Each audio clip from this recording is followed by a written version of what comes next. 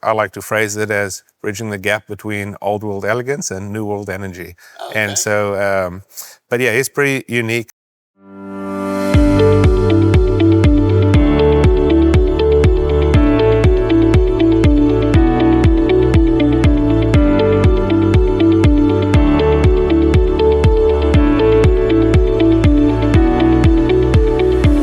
Welcome to Texas Under Vine, an exploratory podcast to scout out the best that Texas wine country has to offer. I'm your wine guide, Scott, and I'm here to lead you on an auditory expedition to the vineyards and wineries across the great Lone Star State. Each episode will cover a different vineyard, winery, or wine-related business operating in Texas. You'll hear interviews, descriptions, and details about each location that will excite you to visit and experience them for yourself. Ready to plan a wine tour? Use these episodes to choose the most interesting spots for you and your friends to check out. Most of all, enjoy hearing about the rapidly growing wine industry in the state and what makes our wines and wineries the best.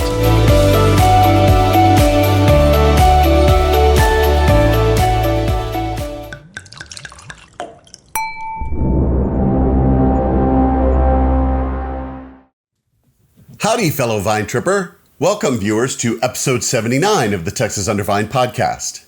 Now, before we dive into today's journey, I do want to mention that the Texas Wine Auction is coming up soon this coming weekend. And it's not too late. You can get your tickets at texaswineauction.com. There's a really cool, fun event, a concert that's going to happen on Friday night. That's new this year. And then, of course, the grand gala event on Saturday night. It'll be held at Carter Creek Winery Resort and Spa. And I'm going to be there for the festivities. So I hope to see you there celebrating our incredible wine community. Also, make sure you stay until the very end of the show because I'm going to reveal my very special Wine Wanderer bottle that represents a cross-section of South Africa and the Texas Hill Country. Because today we are visiting Untamed Wine Estates in Johnson City to sit down with Dane Sanvido, the owner and winemaker. And there's a lot of really fascinating and interesting things you're going to learn about this winery through the interview. But before we get into that, let me give you a few little overview points. So, South African wine history has a long legacy, probably the longest or one of the longest of any of the considered New World wine regions, in that it was actually started all the way back around 1652. And so Dane comes from South Africa. He's of South African heritage. So he brings that heritage here to the Hill Country. And to get started as a winemaker, he needed some more experience with doing harvests. And because those only typically come around once per year, he began jumping back and forth between the southern and northern hemispheres to get 10 quick harvests in a row, 2 per year. And as he got ready to settle down and start a winery, they chose Texas as the location they wanted to do that, specifically the Hill Country. And they were needing to come up with a name. So they came up with Untamed, which represents this idea of breaking free from the madness of the wine industry world, from especially all the mass production winemaking that's out there, and forging their own path. And Dane says there's a lot of similarities between Texans and South Africans in their love for hospitality, for warmth, and especially barbecue. But according to Dane, he feels like their winemaking philosophy is this idea of bridging some old world elegance with new world energy. And he really prizes in his winemaking low intervention. He really desires for the fruit to really come out and be the star of the show in all of the wines that he's making.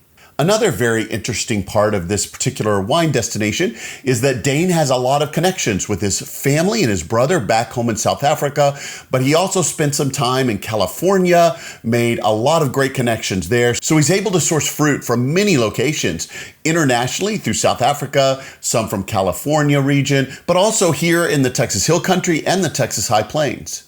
And a couple of other fun, unique things about this tasting room. So when Dane and Mackenzie, his wife, designed this winery, they actually they wanted it to be big and airy, lots of natural light coming in, but they built these 2 big windows right behind the bar where you're looking directly into the barrel room and the production facilities so you can see the magic being made as you're enjoying this great wine. And did somebody say pizza? Yes, they're very famous for their pizza oven that they have on site. Dane's wife, Mackenzie, apparently is a mad pizza chef. She's really good at the things she does, and they make these incredible pizzas there. And they have some very unique ones. I love in the interview, Dane says they try to steer everyone away from pepperoni because that's what everyone gets everywhere. But here they got very unique pizzas. Like they have a South African summer pizza that has bananas and papadou peppers on it. So very unique styles, very unique pizzas, and they're very well known for them. They're very tasty. All right. I am thrilled to introduce you to Dane Sanvido, the owner and winemaker there at Untamed Wine Estates. And let's hear a little bit more about his story and go directly to him in the interview.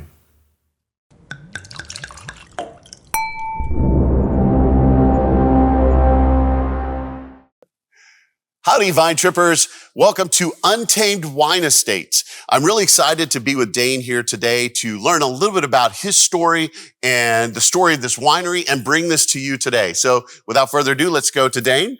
Well, Dane, tell me a little bit about yourself. How did you get into the wine industry? So I got in the wine industry in South Africa, where I'm from, born and raised.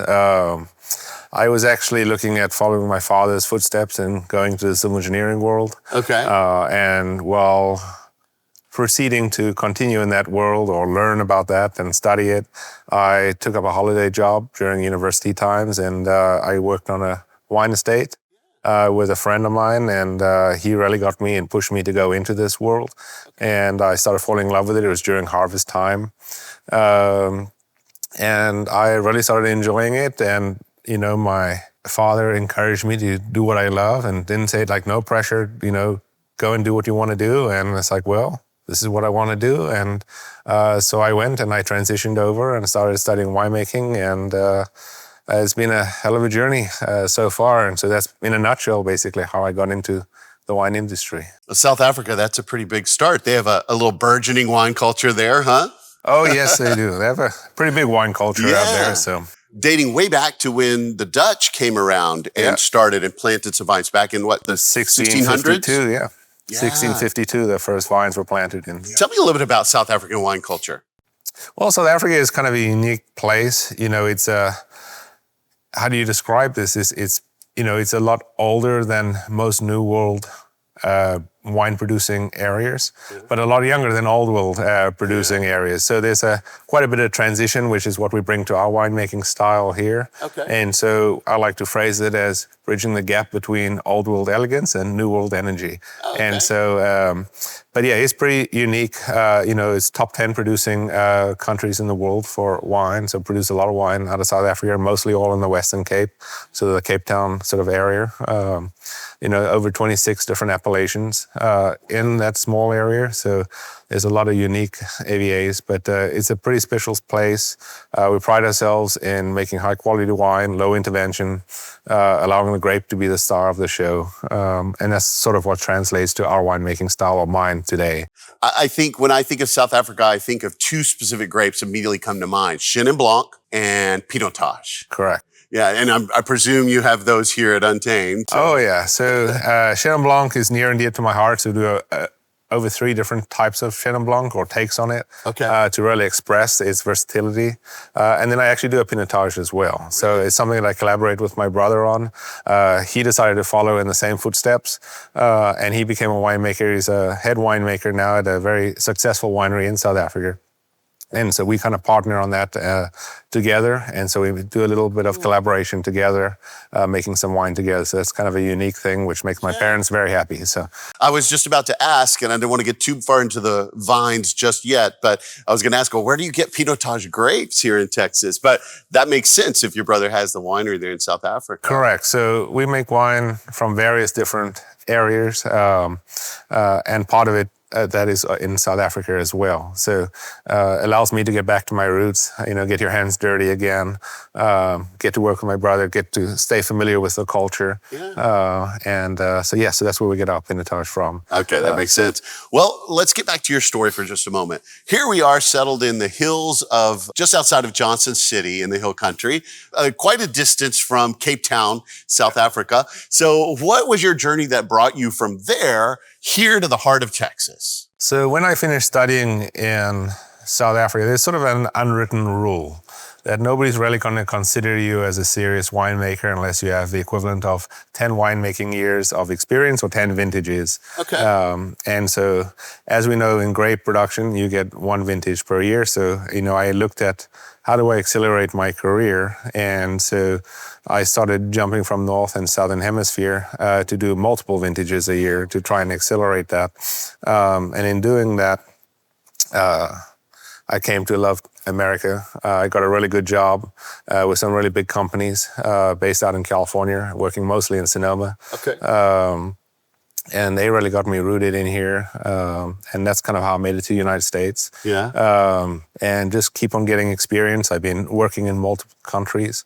And along the way, when I started work with a real big company called Constellation Brands, I met my wife. She was a chemist. Okay. And we started getting a little frustrated with the mass production. And, with any industry, every promotion you get, you kind of take a step back from the original job you're tasked to do. And it just got to a point where I wanted to get back to my roots, have full control. People joke about me here about being a little bit more of a control freak. I like to be in control.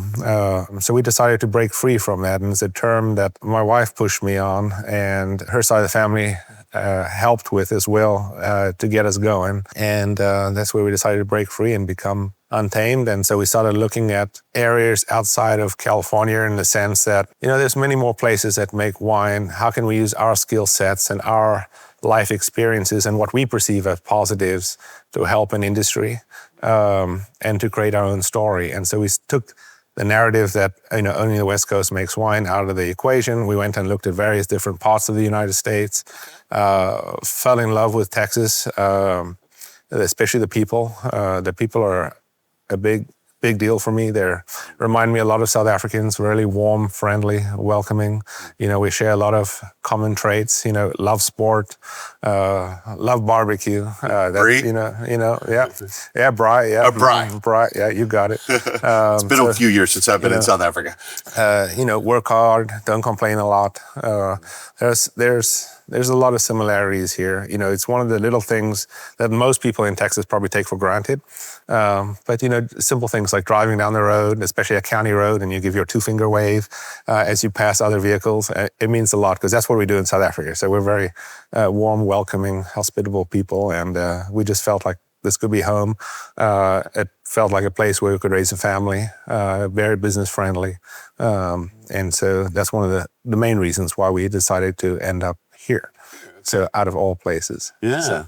And with the Hill Country being kind of the heartbeat of the Texas wine industry, this kind of became that central focus. I think I heard you in your story a little bit give a little clue to the name of the winery, Untamed Wine Estates. Sir. You want to expound on that a little bit? Yeah, so Untamed came to be where, for whatever reason, when we'd have these frustrating days at the wineries we were working at, doing things the way other people wanted versus the way we wanted, we'd come home and complain about it a lot, and just got to a point where this name breaking free kept on coming up. It's like, well, let's break free from this. Let's unburden ourselves of these constraints and do something for ourselves.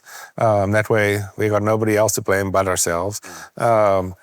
And so I don't know why, but this word breaking free kept on coming up. And so we tried to think of a name that represented that was one word, easier to pronounce, and sort of unconforming. And so one morning, my wife, Mackenzie, woke up and she's like, well, what do you think about Untamed? And it's like, well, that's brilliant. And it stuck, and here we are today, and we'll be celebrating our 5th year being open later this year, so kind of a big milestone for us, so kind of exciting. That is exciting. Yeah, I can picture that with South Africa. I mean, I'm looking at photos of rhinos and zebras and, things like that. And I think about when I was in South Africa and we went to some of the game preserves and things like that, and seeing these animals just roaming free in their native habitats. They were truly untamed. They were uncaged. They were a magnificent kind of thing. So I can see with that South African heritage how it really fits. No, it's amazing. It does really well out here, and you got to play to your strengths to be different. And I feel like being unique and is some of our strengths. And so we just try and incorporate as much of that as possible while celebrating the Texas culture as well. And so we kind of have a nice mesh of the two right now. So nice little blending as they come Yes, sir. together, that heritage. yeah, so we love it. Well, tell us about this particular location here. How did you find this spot right here on 290 and Sandy Road and get things started and built here 5 years ago, you said? We officially got incorporated in 2017. Okay. We were looking for property out here once we made that decision. We spent about 1.5 years looking for a property. We wanted a property on 290 without the hassle of 290. People drive 70 miles an hour here, and it kind of makes you a little nervous. No turning lane. Yes, sir. And so we wanted something where we could enter off of another road, and we were looking, up and down, and eventually discovered this property. Pure whim, was a foreclosure. They were planning to build something else here. They'd done a little bit of dirt work. Yeah, we just jumped on it after, nitpicking other properties to death. This was kind of a spur of the moment type of thing. It felt right, and so we jumped on it. We got it. We bought the property behind us as well, so we can control the views and put down a vineyard one day, hopefully too. And we wanted to be outside of the chaos of Fredericksburg as well. So we wanted people to have an environment when they came here, felt warm, welcoming, didn't feel like a number. It wasn't chaos. And so for those reasons, we wanted to be sort of just outside of that. Being in Blanco County as well, we have a much friendlier county to work with too. So that really helped us out a lot too. So very appreciative of being able to find this spot after looking for so long. So we ended up acquiring this property end of 2018. We didn't start construction until April of 2020. Okay. So just going into COVID time. So it was kind of a unique situation. Fortunately, we didn't have too many delays other than our electrician, plumber, architect, everybody getting COVID at the same time. But in terms of construction delays and shutting down factories, we were very fortunate that no steel factories shut down and things like that. So that was very, very lucky for us. And at the same time, I was working at another winery out here in the Hill Country, which allowed me to learn a lot about the Texas industry, which I thought was really great. When we moved here, I was not anticipating working for another winery, but it's something that we decided would be really good for us to really understand how things operate, how things work out here. So that was really beneficial to me, and I'll be forever grateful to them for allowing me to work with them. And then my wife started a lab for the wine industry out here as well, and so she analyzes a lot of people's wines right now. So it's pretty interesting. And we did that as well. And then she also worked and bounced around at a bunch of different tasting rooms, understanding the type of clientele that are coming in, what they're looking for, and while we were under construction, and then obviously changed over to this down the line. So once this became more of a full-time job, which now is a 7-day-a-week job pretty much, and it's never a dull moment. So. And so you opened this tasting room around 2021 then, I would assume? Yes, so Labor Day, May of 2021, we officially opened. And so, so it'll be a pretty big milestone for us coming up this year. So, that's a big celebration. Oh, yeah. We're going to have some really good times. And you mentioned you had bought the extra property to possibly plant a vineyard. Have you planted a vineyard? Do you still have plans for that? We have not yet. Right now it's on the works, or in the cards, as you would say.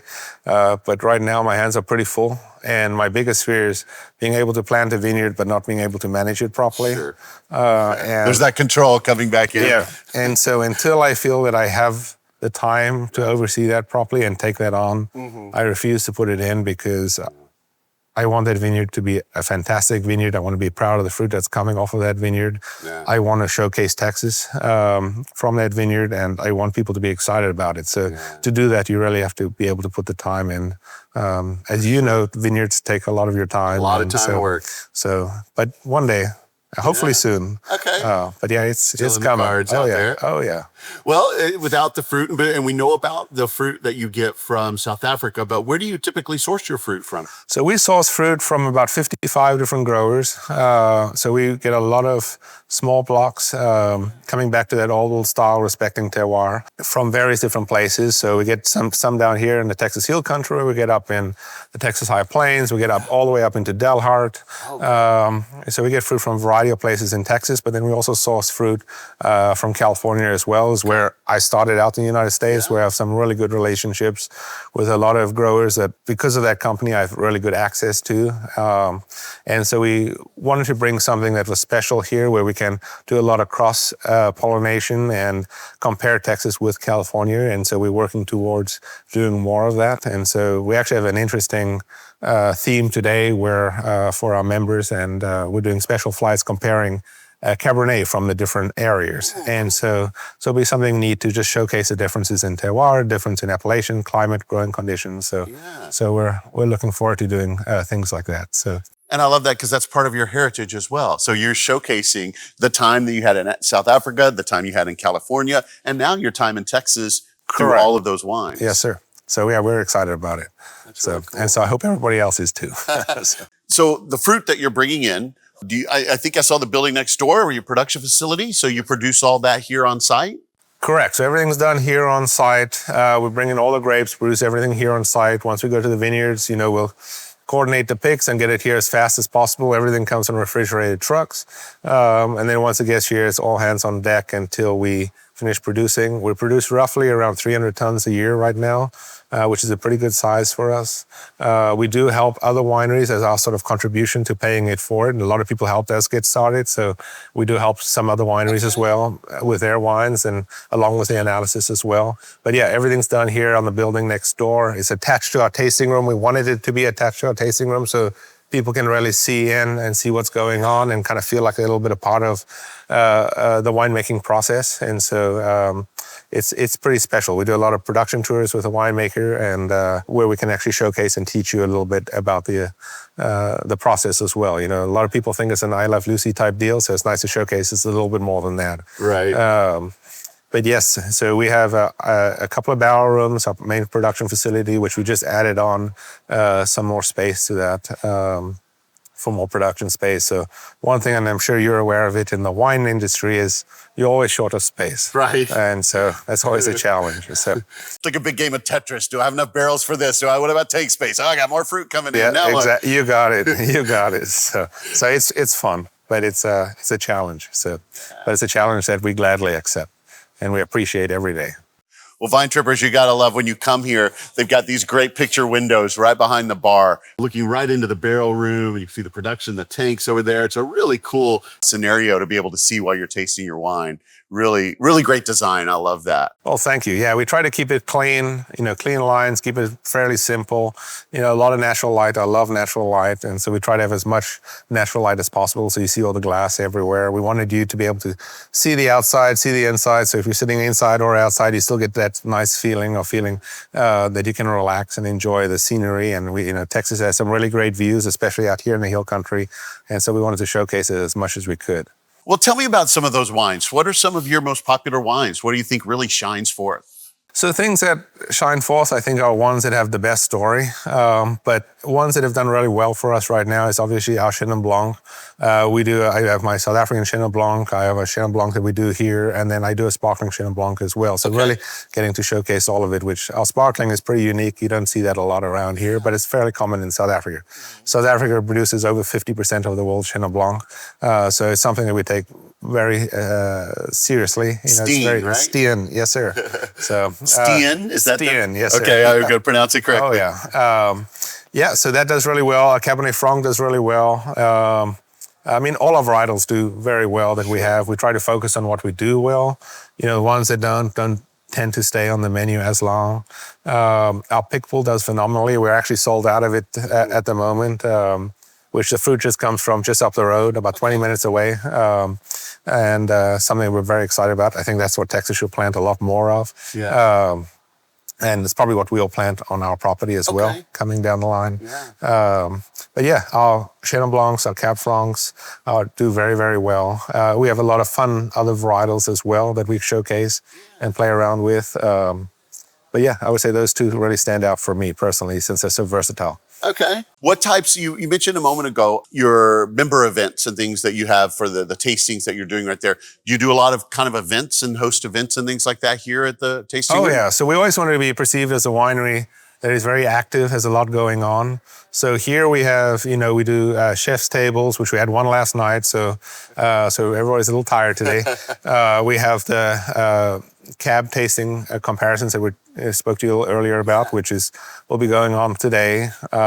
We do appreciation days. We do a lot of wine club events. Okay. So we have a lot going on. We do trips around the world as well. So we have a pretty good sized group that's coming with us. We're going to take to France for the first time, and go look at Burgundy and Provence. Okay. So that's going to be pretty interesting for us. And then I've been taking groups with me to South Africa, where I'm from, and showing them. We talk about it here, so now you get to see it and experience it there. So we go do safaris, go experience the wine region, seeing all the beauty that South Africa has to offer. Okay. So I just wanted to be doing things that were going the extra mile. Is what I encourage our staff to do all the time. Is take that initiative, so that's kind of what we're about.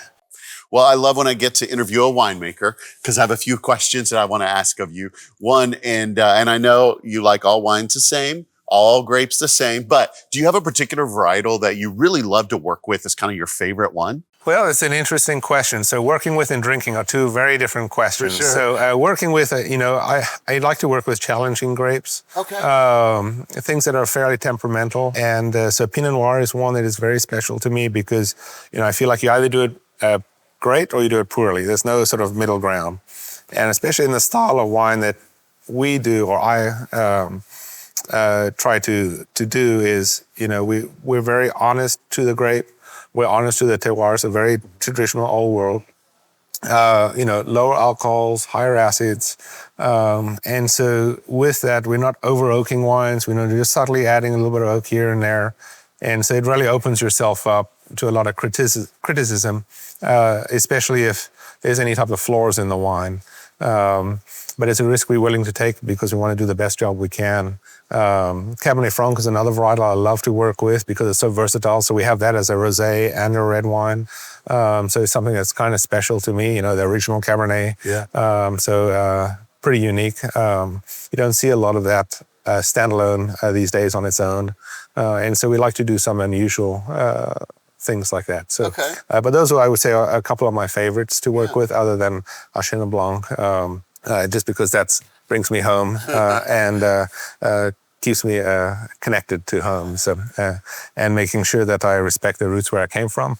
We've got a wide array of experience, I'm sure, with many varietals through South Africa, California, and here in Texas. Is there any varietal that you've never had a chance to work with that you kind of always in the back of your mind thought, I kind of once would like to make something out of that?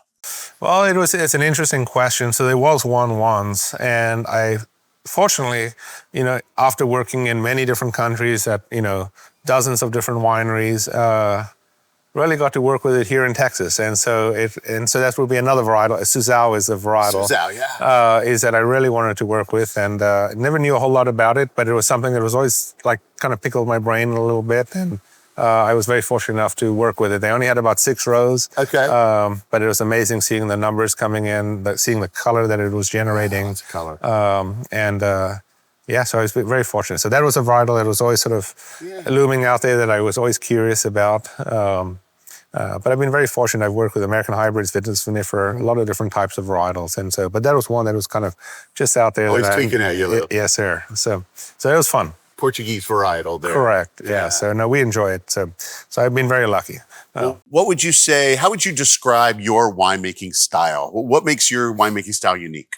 So kind of what we touched on earlier, I would say my winemaking style is sort of bridging the gap between old world elegance and new world energy. And what I mean by that, old world elegance, respecting terroir, respecting the appellations, the growing conditions, having lower alcohols, better acids, but then combining that with new world energy, so having like bold flavors, and really having some fun with that. So very fruit forward wines. And so combining the two to to achieve the goal. And right. so that's the way I would phrase it. Well, let's say at this point, all of my viewers are getting really excited about Untamed and they want to come check this out. So let's talk about what does it look like when they come here for the first time, specifically for like a tasting. So when a listener or viewer comes in to do a tasting, do you typically provide like a set flight of wines that they drink, or do they have a menu of wines and they choose the ones they want? I've seen both styles, but what do y'all do here? So the most important thing that we do is I encourage a seated tasting.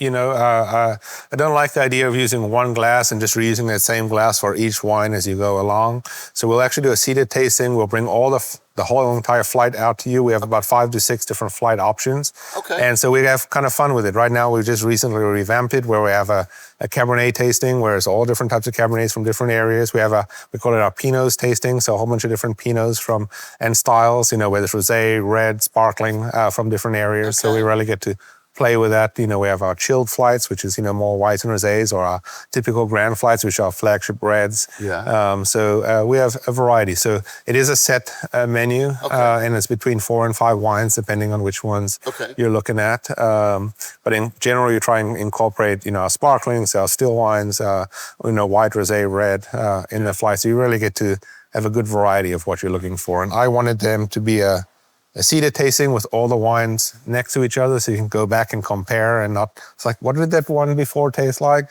And so you can really go at your own pace. And so it's one of the things when my wife and I would go out tasting, and if we did only have one glass, you can always see the server looks like, it's a struggle, like, because I'm a fast drinker, she's a little slower. Like, do I come back and pull the next one or wait until she finished? And so now we can kind of go at our own pace and compare. And so for those reasons, I really wanted to have all of it out there. Our staff likes it, but also doesn't like it because it's 4 or 5 times the amount of stemware. So it's a lot of buffing, a lot of washing. But it keeps us busy. But it helps with that elegant experience that you are trying to reach. Correct. I always promote doing things the right way and not the easy way. And so if those align, that's great. But if those don't align, we don't take the easy way. So if that means 4 or 5 times the amount of stemware, that's fine. Because I want to make sure that we convey the message properly and people get the best experience possible. What about those tastings? Do they cost the same, or are there different prices for the different flights? Yes, they're different prices because some include tours, some include barrel tastings, some include 5 wines, some are 4 wines. So there are a bit of variance, and they generally start in the $30 range and then go all the way up to $45 for that plus the including tour. those extras that you might get with it. So yeah, we try to make every experience intimate and unique. So it's pretty important for us. Should people make reservations for those tastings, or do you accept walk-ins? We do accept walk-ins. We encourage reservations. That way we like to promote that we guarantee that we have seating for you. Exactly. And so we can't guarantee that if you don't have a reservation, but it's not required. Yeah. We try to be very flexible. We're a small company, and so we don't want to be a big corporate entity that is black or white. And so we like to have quite a bit of flexibility, but it's always best to be prepared and organized. So. And I've come in here on a busy Saturday, and this place can get packed out for sure. So always good to let them know ahead of time. Yes, absolutely. Can they do that on your website? Yes, sir. You can do it on the website. You can email us. You can call us. You can text us now. It's a new thing for us, so you can do it anyway. So. Well, what are your operating hours? When is the winery open? So Monday through Thursday, we're open from 11 till 5:30. Okay. The weekends, Friday, Saturday, Sunday, 11 to 6 o'clock. Okay. So. What about, are you pet friendly or family friendly? If somebody has a dog or they have their kids with them this weekend or something like that? Yes, we are family and pet friendly to well-behaved kids and well-behaved dogs on a leash. So, we're not a daycare. So, but yes, we do welcome well-behaved kids and well-behaved dogs. Okay. So. Food options. What kind of food options do you have here? And I know you're well known for your pizza.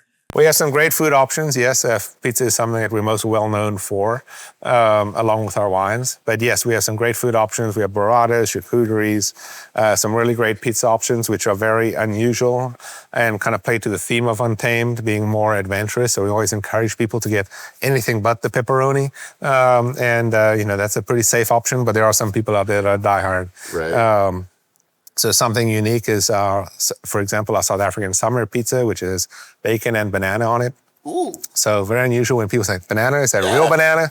And so, yeah. Try it. Oh, yes, exactly. So, so I always joke, it's like, yep, just regular HB bananas. And so, so we have a lot of fun with it. My wife did really well at the international pizza competition with it. She came third in the world a couple of years ago. She lost by like half a point from first to third. So, and it was just literally like adding a little extra microgreens on it, and that would have elevated it a little bit more. So she done really well. We're very proud of her. And she runs a really good kitchen, as well as taking care of our lab. I was about to say, in addition to a lab. Yeah, so, wow, a woman of many talents. There. Oh, she sure is. She has a really good right hand. Our assistant winemaker really helps her out a lot. So, and he does a really good job. And he's starting to make that his own now. So he's running that whole department. So he's done an exceptional job. Cool. So. And viewers, again, when you come here, you're going to see that cool wood-fired pizza oven. They've got a window right into it, so you can actually see those. It's really, really cool. So do you have any maximum group sizes or things like that when people come in? We don't have any maximum group sizes, but any groups larger than 8, they definitely have to call in, and so we can really prepare for it. So we are able to have a private setting for larger groups, but it's not something that... The way our system is set up, any groups larger than 8 have to make a phone call, email, so we can organize that a little Accommodate bit more. them, Exactly. What are your busier and slower times? What's the best time for someone to come visit? Best time, I'd always say weekdays, because that's, it's always slower to get the best experience. It doesn't align with most people's work day. Most people work Monday to Friday. But I would say, Saturdays are very busy, but Friday, Sundays are really nice times to come. But I'd say weekdays would be a fantastic time to come. You really get a lot of one-on-one experience, a lot of time, and you really get to relax. And so, I would definitely encourage. We are open 7 days a week, so it really doesn't matter what day you come. So you're going to get it. Yes, sir. Well, and I know that you have a wine club. We've talked about that already, mentioned the events and things like that. So tell me a little bit about your wine club. How does someone join? What are some of the benefits of it? Yeah, so we have various different benefits and levels of club. So you have your entry levels, and obviously the discounts get higher as the bigger the club is that you take on. But then we added our Explorers Club, which has some of our South African wines and our Texas wines. So people that are very eager to try new things, we have that as an option as well. And you can't get access to those wines unless you're a wine club member. Okay. And so it's our way of sort of elevating, making our wines a little more exclusive. Yeah. But yeah, so we have different tiers of membership, different tiers of discounts. The other benefits they get is exclusive access to wines that wouldn't otherwise have access to. Okay. Exclusive access to a lot of our chef's tables are pretty much members only, which we do, it's normally booked out months ahead. So we've been very fortunate on that. Being able to get the wine you love and you enjoy drinking is probably the number one reason why you should join and be a part of our family as it grows. And dysfunctional one, but it's a family nonetheless. So you'll never be treated as a number here. We value every single person that comes through the door. So we try to make a concerted effort to do our best. Do you do any kind of distribution? Do you sell on your website? In other words, if someone can't get here, do they have a way that they can taste your wines? Yeah, so other than the tasting room, the only other way to get our wine is online. Okay. And that's a restricted amount of wine that's online because we really want you to come into the tasting room and experience the wine. But yes, we do have a small online presence, to sell wine. But other than that, just a tasting room. Okay. So we talked a moment ago about the possible vineyard in your future, but do you have other plans for growth and future growth? I know space you mentioned is always an issue as a winemaker, but do you have plans to grow? Oh, yes, sir. We have quite a few ideas in mind. There's some that we're acting on that we're kind of keeping under wraps right now. Sure. Until it's set in stone. But then we have a few other add-ons here that we're looking to do as well to enhance the experience and to keep on. Somebody once told me, keep your foot on the gas or don't let your foot off the gas. And so that's our goal, is to, keep pushing forward. We try to be better than yesterday. And so no matter how small that jump or step forward is, it's my goal every day is to be better than the day before. Excellent. And to do that, we will have a lot of add-ons that we are doing in the near future.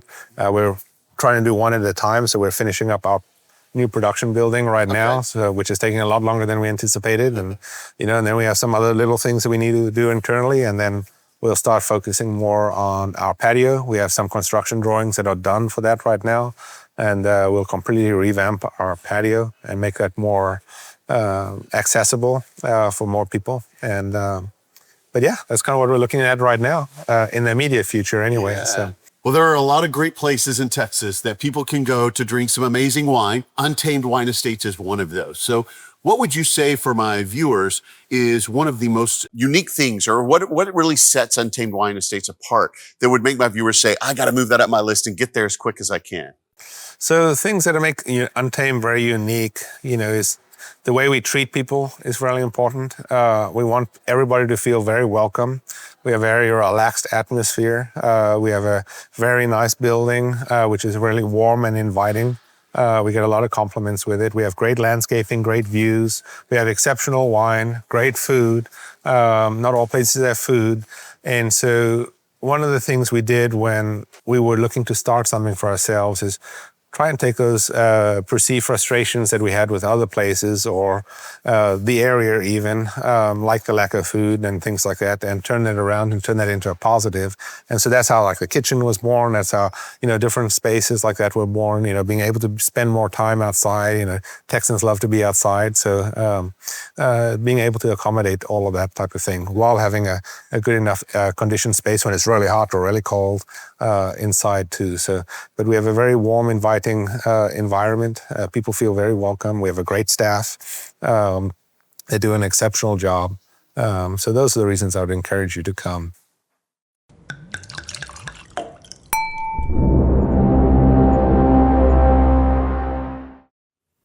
I love how Dane has focused on taking these industry frustrations and turning them into positives by creating this warm, inviting environment with a full kitchen experience that everyone can enjoy. And before you go, you can also go visit their website at www.untamedwines.com. And there you can learn more about some of those really cool international trips that Dane talked about, where they go to South Africa and France. You can also learn about their wine club, which they call the Explorers Club, to get more information about getting those wines and all those members exclusives. You can check out those chef table events that Dane mentioned in the interview as a member. And check out their specialized on-site wine lab that McKinsey is doing for other wineries as well. Lots of great info on their website. You should go check that out. And don't forget, when you go see them, make sure you tell them you heard about them on this podcast, Texas Under Vine. All right. Drum roll, please. Now for the reveal. The Wine Wanderer pick that I chose for my episode wine library for this episode was the 2023 Pinotage that he talked about in the interview. So this is the fruit that he sources from his brother in South Africa. This is a native South African varietal. If you've never had it before, I highly recommend you give it a try. It's actually a grape that was parented by Pinot Noir and Cinsault, and it's native only there in South Africa. You can plant it in other places, but this is what they're known for. This is their distinctive grape there in South Africa, and it's got some really great flavors to it. And I love how this particular bottle ties Dane back to his roots there in South Africa, to his family and his brother, and it brings a very unique international flair right here to the heart of the Texas Hill Country. So make sure you try that Pinotage when you go to see them. All right. Well, I'm keeping my foot on the gas as I'm going from location to location, and I'm going to be moving on to some other great wine destinations there in the heart of the Hill Country and other places throughout Texas. And if you're enjoying the show, please consider supporting us on Patreon or following our journey on YouTube. Make sure that you like, follow, and subscribe so that you never miss a journey to these great wine destinations. And for our YouTube community, make sure and let me know. Go down to the comments. Would you be brave enough to try that South African summer pizza that has bacon and bananas and those papadou peppers? I did. It was really great. But give me your thoughts down below in a comment. And with that, my time is up. So don't forget, subscribe to the podcast and follow my socials to be notified anytime a new episode is released. And until then, happy trails and bottoms up, y'all.